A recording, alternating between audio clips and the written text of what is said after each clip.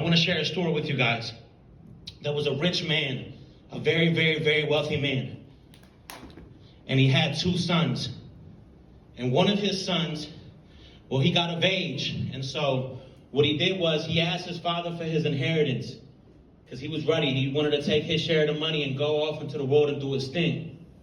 And so, as any good father would do, he gave his child his inheritance. And so the son went out and started spending his money and having a good time. And there was women and there was drinks and there was feasts and there was so much happening in his life. But eventually what ends up happening to this young man is he runs out of his last dime. And he finds himself with no resources, with nothing at all. And so this young man was so hungry one day, starving, and nobody would give him food. All the people that was partying with him, all the girls that was around, it was gone.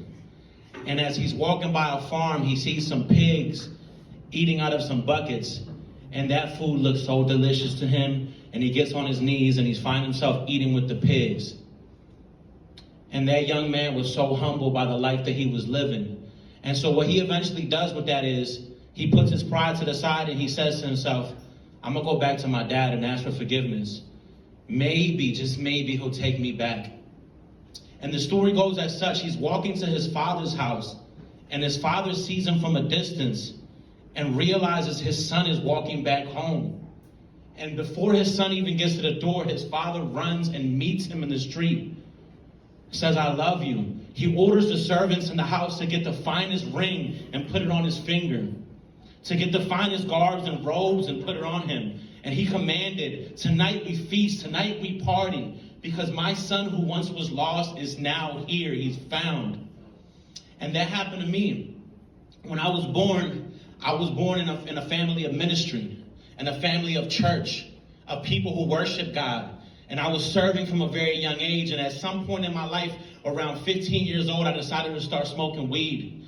It was a really pretty girl, man. I just wanted to impress her. She asked if I smoked. I said, yes. No, I didn't. No, I did not.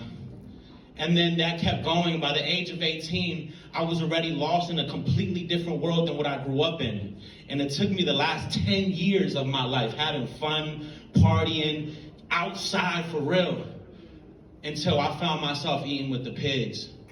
Till I found myself on my knees, starving, broke, lost. And just like that prodigal son, I wondered, what if God would accept me back? And I took that same walk back to my father's house. Let's get into the first record.